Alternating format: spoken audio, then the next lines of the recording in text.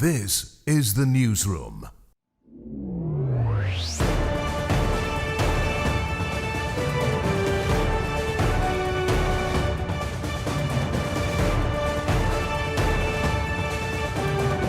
This is the newsroom for Thursday, January 23, 2025. We're broadcasting to you on E1, SKAR TV, NTN, and TARZEE TV in Bartica. In the headlines, the Education Minister flags worrying occurrence as about 40% of teachers absent daily. Local authorities procured clamps to crack down on errant truck drivers. But we want to make sure while you're doing your hustle and you're doing whatever you got to do, the general public is safe.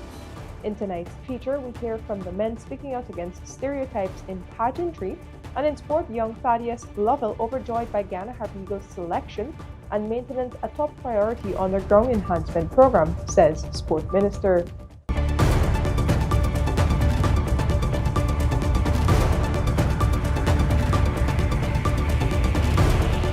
With the news, I'm Vashani Raghavar. Thank you for joining us. A critical issue is currently plaguing the education sector: teachers' absenteeism. This was revealed by the Minister of Education, Priya Manik Chan, on Wednesday at an event at the Surapota College of Education. More details in this report. Education Minister Priya Manik Chan revealed about 30 to 40% of Ghana's 14,000 teachers are absent daily from classrooms. This is an occurrence under scrutiny now. Now there are peculiarities in the teaching profession. Most of our teachers are women. So, you're pregnant, you have maternity leave, you have any pregnancy issues that are keeping you home, I'd be the first to tell you stay home. But that's not what we're talking about. 40% of our teachers are not pregnant every day. Manik Chan spoke at an event on Tuesday where she also flagged other issues like teachers neglecting their duties, incomplete syllabi, and teachers failing to provide students with past exam papers. I got a message about a particular school in very close by regions I'm going to be visiting myself, where teachers are in the staff room gaffing and all the classes left empty. We're 4 months away, 3 months now from an exam.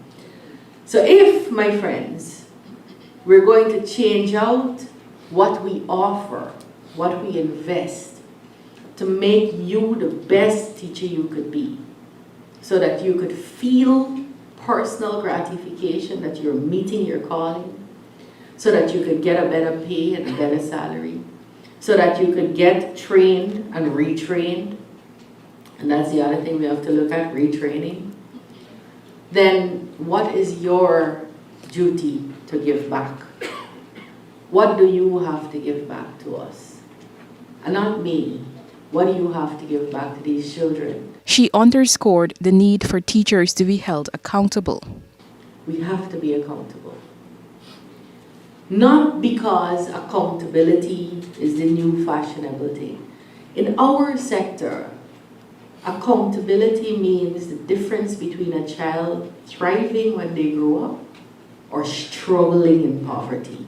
That's what accountability for education means. To address these and other issues, Manik Chan spoke about the possibility of retraining teachers and reaffirmed the government's commitment to improving conditions for teachers. For Newsroom, Isanella Patwo. The Ministry of Education is currently designing an autism school as a rise in diagnoses for children with autism and intellectual disorders was recorded in the last 4 years. Assistant Chief Education Officer with responsibility for SEND further insight into the prevalence and types of disabilities being addressed. We're designing right now an autism school. Right now, as we speak. As you may know, these cannot be just buildings. They have peculiar features that we have to get expert advice for. That was Minister of Education Priya Manik Chan as she highlighted a renewed focus on addressing special education needs and disabilities SEND in Guyana.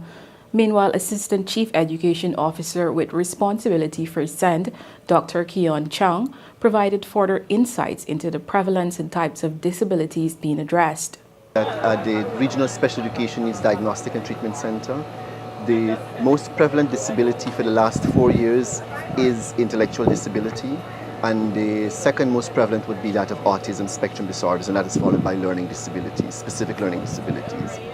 Dr. Chong also believes that awareness of disabilities have greatly increased and that has led to a rise in diagnosis.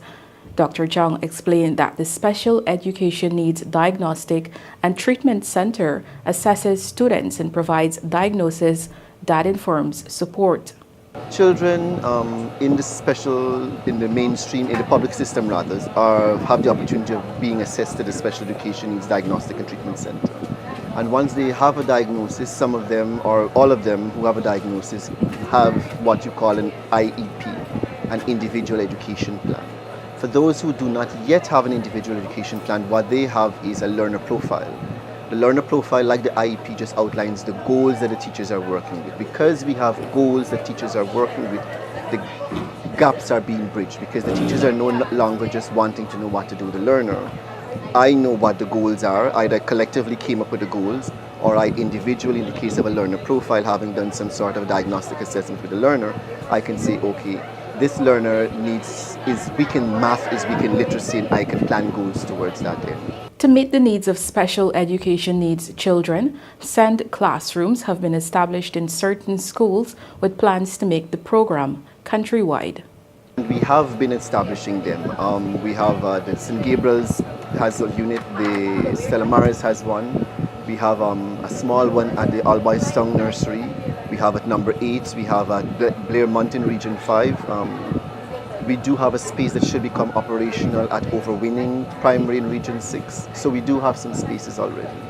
Meanwhile, further efforts are underway to address the shortage of special education professionals as discussions are ongoing with the University of Guyana to introduce bachelor's and master's programs in special education.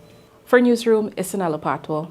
To strengthen enforcement regarding the irresponsible and reckless parking of trucks along the roadways, Minister of Public Works Juan Echil said the Ministry of Public Works is purchasing 200-wheel clamps. He said the clamps will be used when trucks are parked on unlit roadways, blocking the view of all the drivers and other situations that tend to put all the drivers at risk. Echil made this disclosure while speaking at an event on Thursday. The Ministry of Public Works, we are in the process of procuring 200 clamps for trucks because the next group of persons that we have to calm down a little bit and help to develop this culture of consciousness of living and let others live, and while we use the road, be considerate, look out for the safety of others, are truckers. But one of the main reasons why we're buying these wheel clamps, and members of the media would help me to get this out, is because one of the dangers that are being developed right now are trucks parking unlit at night on major thoroughfares. You drive, I drive, we walk, we see. It would appear that every time a new road is being built, the Ministry of Public Works signs a contract with some special citizens. And even when they come out there and they park, Mr. Traffic Chief, not only are they encumbering the walkway for people, but sometimes they park in such a way that pose risk to drivers at night. Well, the government of Guyana, with the support of the Ministry of Housing, have identified lands that we will turn into truck parks. It will be a commercial venture. So the man who comes out of Madhya with his drums to be refilled with gasoline to go back in, you don't have to park and block and impair the vision of drivers. He will go to that commercial park, park his truck, and when he's ready to full, he will pick it up and then he gets out, off the roadway. Don't you think that's what we need to be doing, helping? And the government is providing answers in that regard. So we don't want to stop economic activities. We don't want to, what we might want to say, trouble people runnings, but we want to make sure while you're doing your hustle and you're doing whatever you got to do, the general public is safe. We tell you now that to ensure traffic is better controlled, the Minister of Public Works, Juan Edgehill, said a sum of $2 billion has been earmarked to purchase traffic lights this year. As such, a massive rollout of traffic lights is expected wherever necessary. The traffic lights will not only be limited to the major highways and intersections. The money, Edgehill said, is contained in the 2025 national budget, in which a sum of $209.3 billion is allocated to the Ministry of Public Works. Management of the traffic on our highways and major intersections have come up for very strong review. As Minister responsible for transportation, I've taken a paper to Cabinet for us to be able to develop policy guidelines which will be known to the entire public. His Excellency the President has established a task force which is headed by the Honorable Prime Minister, and all the traffic officers from various divisions are part of that team, and very soon we'll be completing our work. But I'm also pleased to let you know that we have budgeted in 2025 $2 billion Guyana dollars for the procuring of traffic lights to help with what is happening across the country. So you're going to see a massive rollout of traffic lights based upon agreements with the traffic officers where the needs exist, and also what is required for safety. In the Georgetown area, we've had very bad experiences because some of the speeding guys also help to carry home the traffic lights when they're going. And you would have heard the Attorney General address the issue of damage to government property. People will have to start paying. So we've had trucks, cars hitting out traffic lights in the city. Heroes Highway, we will have to put in some traffic lights to deal with the controls of the major intersections. When the news returns, we tell you about developments in local healthcare and the men pushing past stereotypes in pageantry. Stay with us.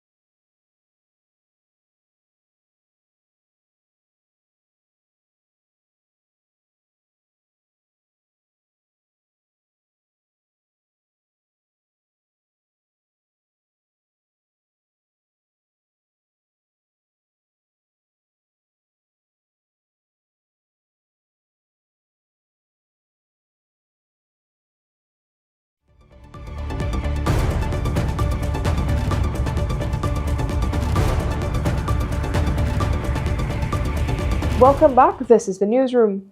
Access to healthcare in Region 1 has been dramatically improved over the last 4 years, the Regional Health Officer Dr. Stephen Tufun said.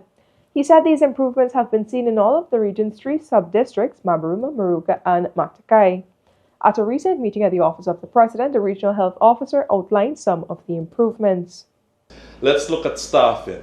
In 2020, we had 69 nurses.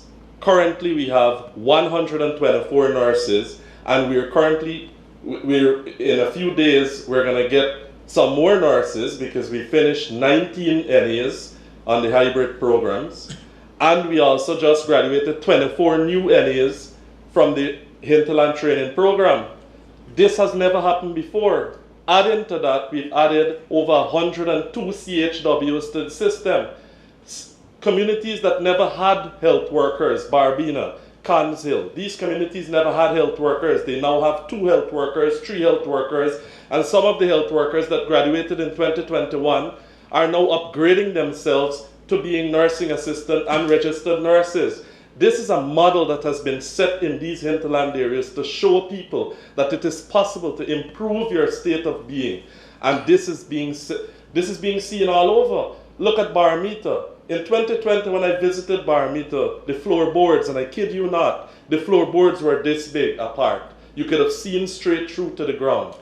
Right now, you need to see Baramita. Serving a population of over 4,000 persons, Baramita has one of the, to me, a very, very, very good service for any hinterland region. We have a doctor, we have medics, we have nurses, we have midwives. The hospital there now have departments.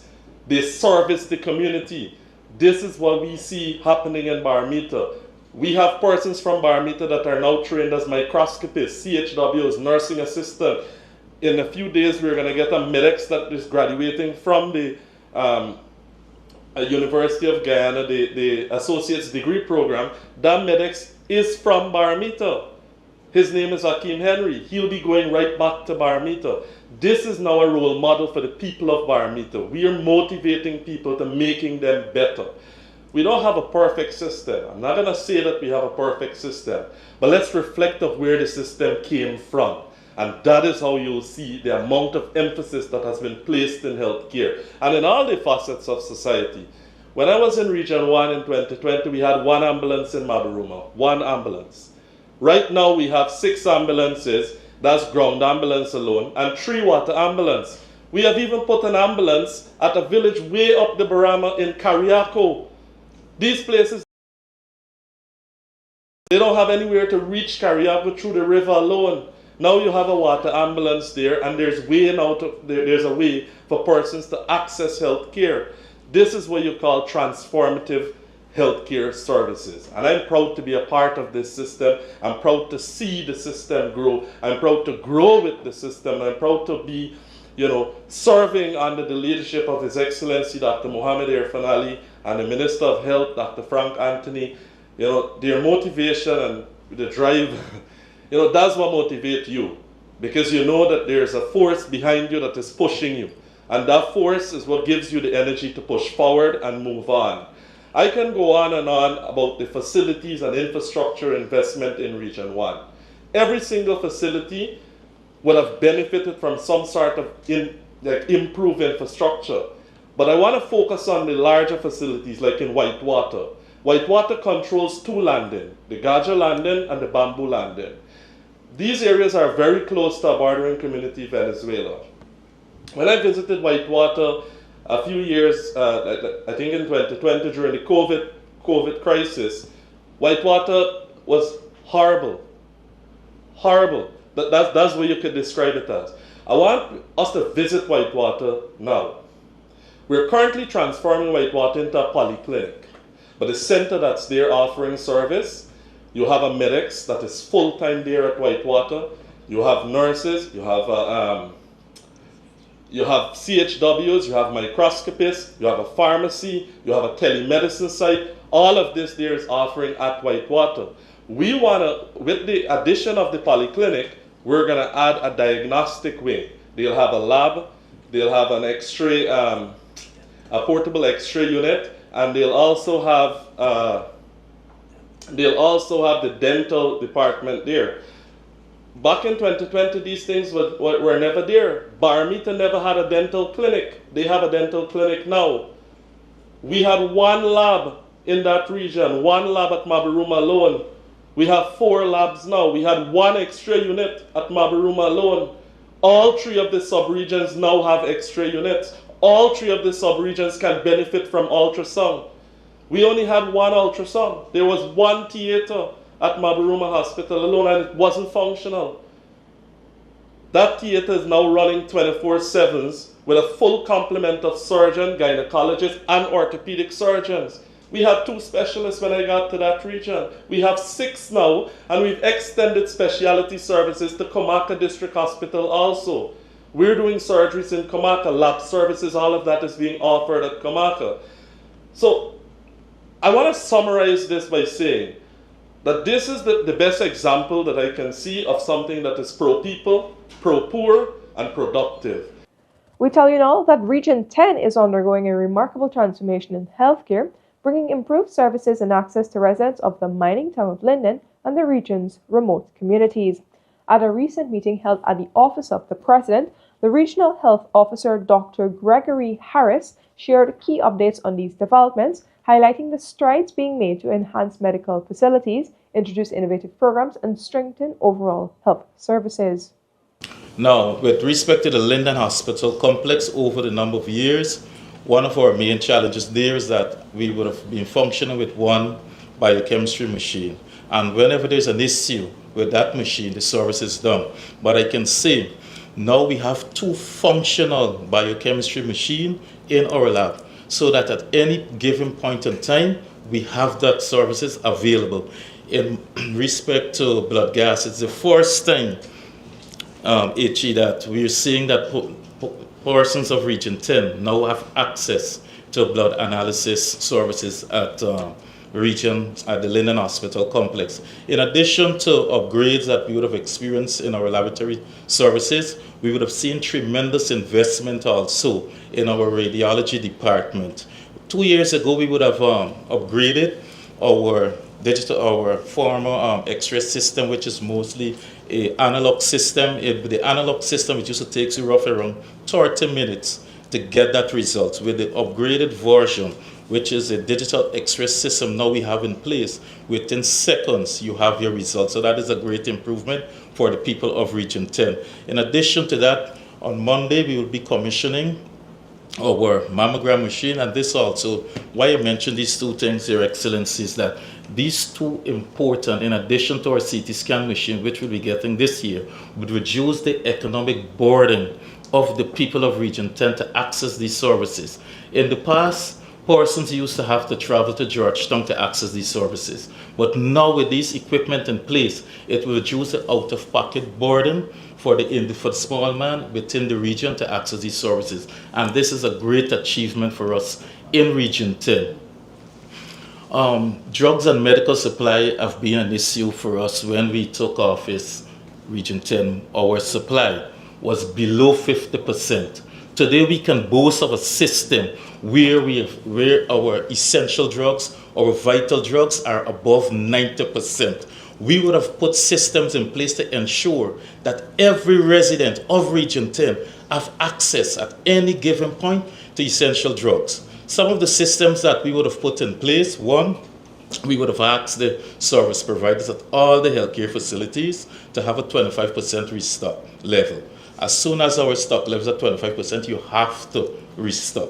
Secondly, we would have trained the number of personnel within the healthcare sector in LMIS training, which is basically logistic management training, to assist us to understand the forecasting procedure. So that would help us to do our forecasting correctly, so that we cater for the amount of or have accurate data in terms of our projection. Thirdly, the government would have ensured that we have finances available at any given point of time to purchase emergency drugs, so that patients at all times would receive or have access to healthcare delivery throughout the region. With respect to health transportation, this was something that was plaguing Region 10, especially in the outlying communities where persons, the healthcare workers, had difficulties taking healthcare to the people or doing home visits. Today we can boast that within our region, over 90% of our healthcare facilities in the riverine areas have a functional boat and a functional engine. And now they're taking healthcare to the residents. Home visits are being done on a monthly basis. And coupled with this, we have specialized medical outreaches on a monthly basis to those areas. And all of these different systems that we would have put in place is to reduce the economic burden of the citizens of Region 10, because it doesn't make sense you offer free health care and then you have to pay a lot of money to access that. So we would have put systems in place to reduce that economic burden, and that is something that we're focusing on throughout that region, and in keeping with His Excellency vision also of creating a world-class healthcare system. The Ministry of Health would have invested in telemedicine across the region. We have 10 functional telemedicine sites in the outlying communities, and the central hub is at Mackenzie Hospital, where at any given point of time on a 24-hour basis, persons in the outlying areas have access to specialist doctors or consultants if there's an issue. Those are systems that we will continue, and this is something that we will continue to build on. Our hope is to have all the outlying systems, all the outlying areas of our telemedicine center by the end of 2025.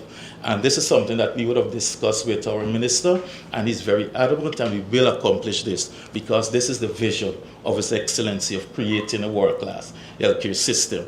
Now, pageantry isn't just about looks. It's about culture, confidence, and breaking barriers.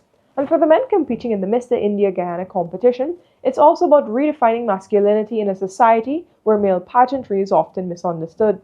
In an interview with the newsroom, this year's contestants open up about their experiences in male pageantry in Guyana, reflecting on the stigma, the challenges, and the importance of embracing self-expression. Everyone has their own life to live, and you cannot live your life based on others' opinion. You have to live it in a way that makes you happy. Everyone is entitled to their opinion, and it might be different. Sometimes you may not like it, but that doesn't define who you are. Men have always displayed a feeling of suppression in life, whereas they are taught not to display certain feelings, and basically that creates toxic masculinity. I believe if you use this platform to display your advocacy in the right way, basically you will not be stereotyped in a certain way. We're not allowed to show emotions. We're not allowed to be the creatives that we want to be. We're not allowed to take up spaces that we actually want without conforming to these ideas that men should be providers for their household. They should not show emotion. They should not care about their mental health, and they should just stay within these conformities that keep them entrapped. And I think that for me, I came into this competition to try and challenge those narratives, to say that, you know, it's okay to take up space and challenge the communities that say that we are just smaller, we should be seen and we should not be heard, and actually show that, you know, it's okay. Being in this pageantry, it allows me to be the voice for the voiceless, because persons out there, especially males, who wanted to join this pageant or be part of this pageant, matter of fact, right? But for us to take the step, it will allow them to be brave enough to make the step come this year when the application open again. I know how people would feel about when it comes to male pageantry, but I myself used to think that way very badly about male pageantry. But over the past years, I have learned to accept the evolution, how our generation is going, and learn to accept that male pageantry, it is normal and it is a good thing, especially for young people who have dreams. Going into this, I did not think I would receive the amount of support that I did. I often in the past would look down on male pageantry because lack of experience and knowledge. And I believe anything with a stigma or stereotype attached to it is from lack of perspective and lack of experience, which I would urge people to come out, witness, experience what we have been going through. Only then you can truly understand male pageantry. I think in the year 2025, I don't think that there's such a thing as that we have to fight those stereotypes anymore.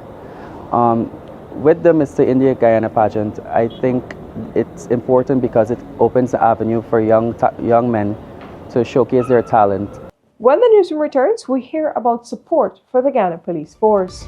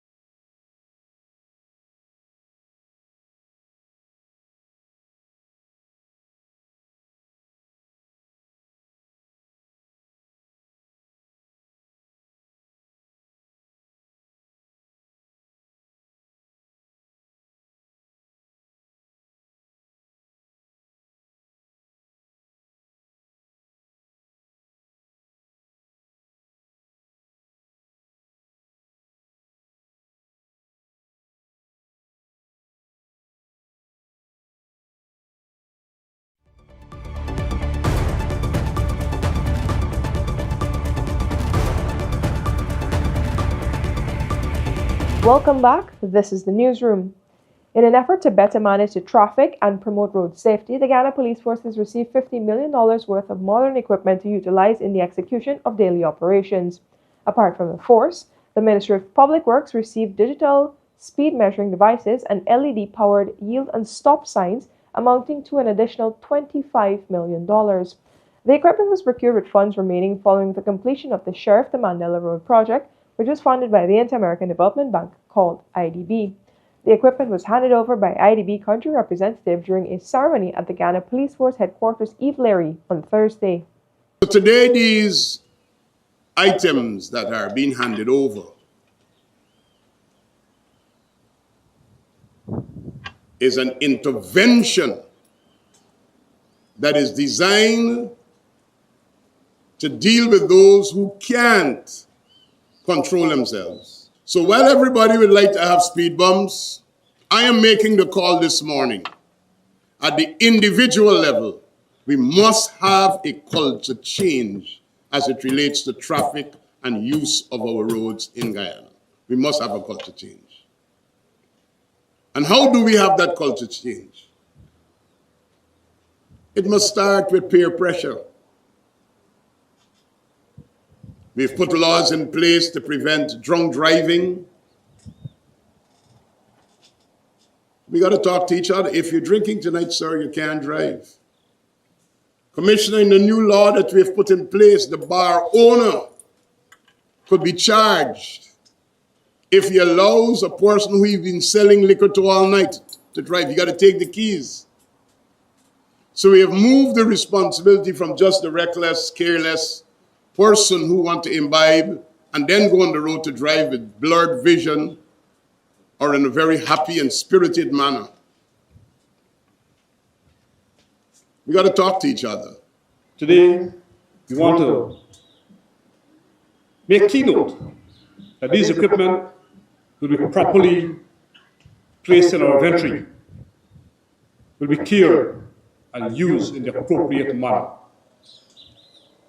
On behalf of the Force Administration today, we would like to say a special thanks to the donors of these equipment, and we want to assure you that we'll use it to the best of our ability to ensure lives are saved. What is given to us has not been quality assured or calibrated, so to speak. So the technical people will assess them, and with support from Public Works, we will now proceed to have them calibrated and or deployed appropriately in areas where speeding is a contributor to most, if not all, of the accidents. More importantly is that what was provided equipment which is in keeping with modern technology and or what is presently being used in first world countries. So we more than appreciate what was given to us. Now we'll put it to use to achieve a desired effect. And as we put them into use, you will know. Now we tell you that the Guyana National Bureau of Standards, called GNBS, held a workshop at its new training facility to discuss the importance of a national standardization strategy. This initiative was part of efforts to establish a national standards system, NSS for short, to meet the country's growing standards needs across various sectors, including financial services. With support from the CARICOM Regional Organization for Standards and Quality and the United Nations Industrial Development Organization, the GNBS embarked on a 3-year project to develop the NSS. Now, a national strategy is a long-term framework that outlines the actions needed to achieve specific goals and guide development in areas like standards and quality. The project was set to unfold over 3 years with a clear timeline for significant progress in the country's standardization efforts. Allow me to point out that the GNBS has been working in standards development not only at the national level, but also at regional and international levels. The National Standardization Strategy will build upon this foundation, aligning with the country's economic, social, technological, and environmental objectives while maintaining global competitiveness. We at CrossQ revised our own standardization strategy, the Regional Standards Development Priority Plan. This plan seeks to guide the direction of the regional standards development work over the next few years and to ensure that we manage the expectation of our member states and provide a basis for efficient and effective resource utilization and mobilization. When the news returns to financial, weather, and bridge reports along with sport news. Please stay with us.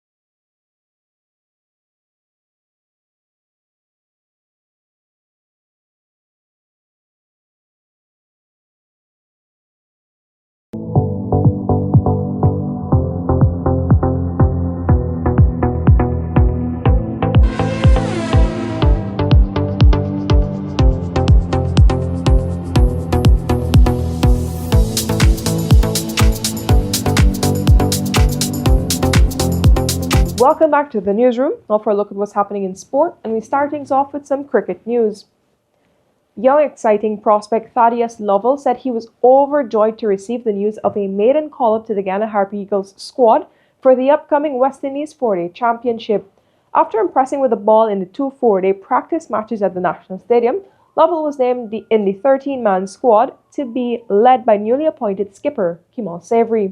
Head coach Ryan Hercules said he is looking forward to great things from Lovell, whom he described as a very coachable young player.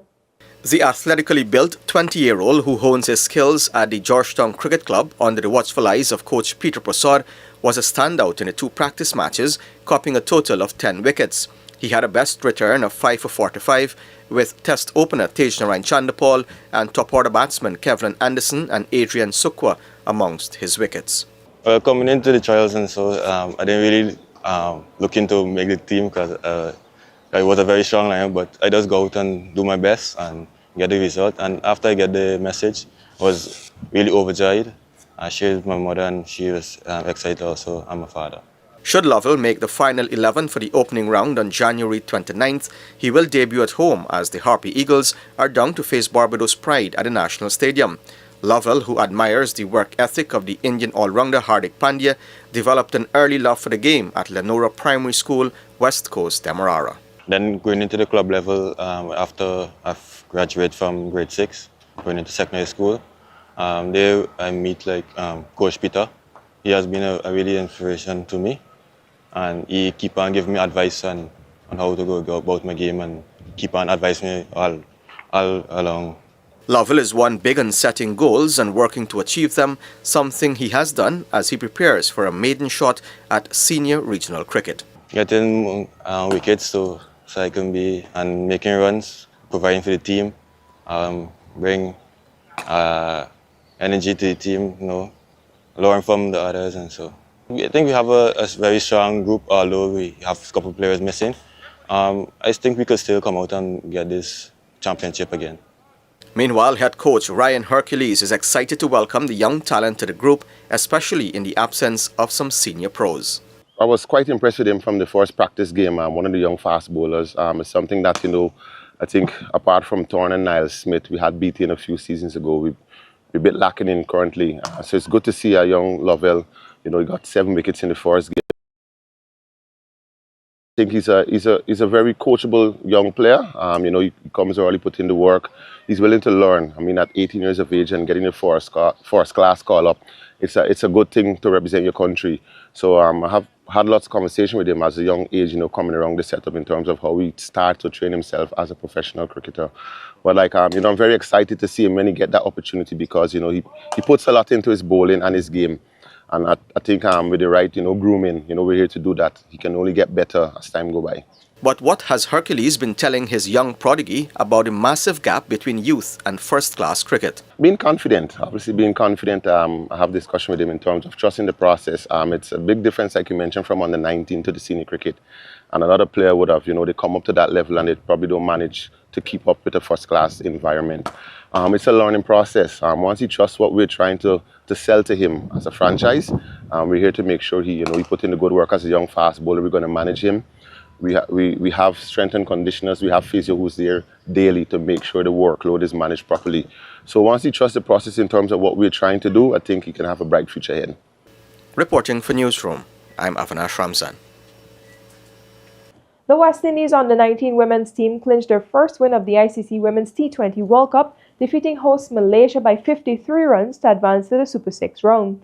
After a tough start to their campaign with losses to India and Sri Lanka, the West Indies bounced back in style, defending a modest total of 112 for 7 by dismissing Malaysia for just 59 runs.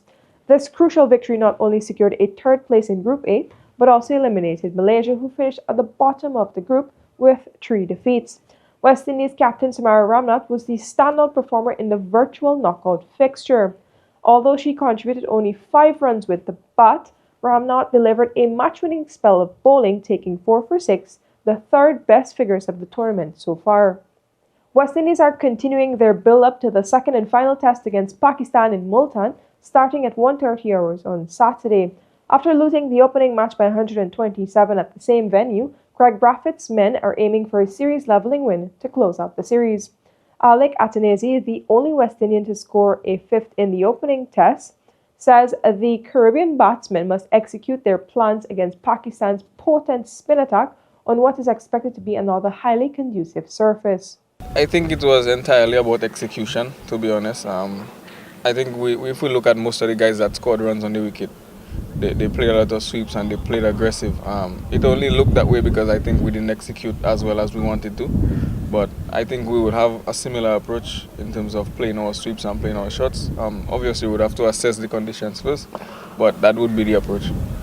I mean, obviously, runs under your belt as a batter is currency, and that is what makes you feel good. But I mean, I felt good since the practice match, so I'm not short of confidence, I would say. But obviously, going into the next test, that would boost me up a bit. So I'm feeling good.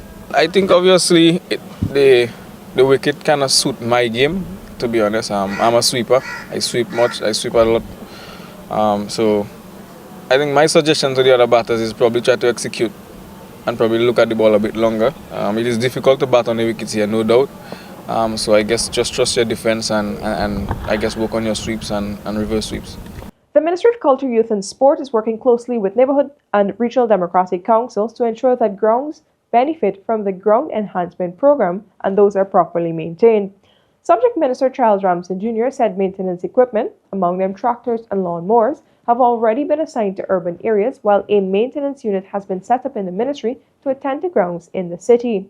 In 2024, government invested in over 450 community grounds, both on the coastline and outlying regions, to allow residents to engage in competitive and leisurely activities. We have done a lot to help with supply equipment. So you've seen us start to distribute the driving lawnmower tractors. We've bought sometimes tractors for the NDCs so that all they have to do is to go and drive it. They do it in an hour, etc. We've created, and even in our ministry, we've created a maintenance unit for the grounds around Georgetown that we can just, depending on weather, sometimes we can just drive to the location, take the machine, drive it around for a couple of hours, and you get that done. You don't have to do that for maybe another 3 weeks after, because it takes about 3 weeks depending on how much rain's falling and how fast the grass is growing, etc. But we created that in-house to deal with the ones right here in Georgetown. But the NDCs are the ones, and the RDCs are the ones that are responsible for the maintenance. We've also included, since they are connected through local government, the temporary workers, which are the part-time workers. They have also been assigned to some of the community grounds on a more consistent basis, so that they have been identified to do that. So our budget doesn't technically involve ground maintenance, but as government, we take on the responsibility. It is our responsibility to do that. But it's done now through the NDCs. I'll mention also that in Berbice, Gaisuco, actually not just in Berbice, all around, Gaisuco used to absorb a lot of that ground maintenance when it was in full operation. Now, obviously, since they were shut down, you don't have that. In some instances, in smaller instances, they do, but now the NDCs take that responsibility.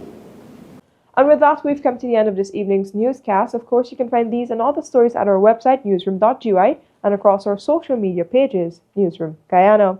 On behalf of the news and technical teams, I am Vishani Raghavar. Thank you for joining.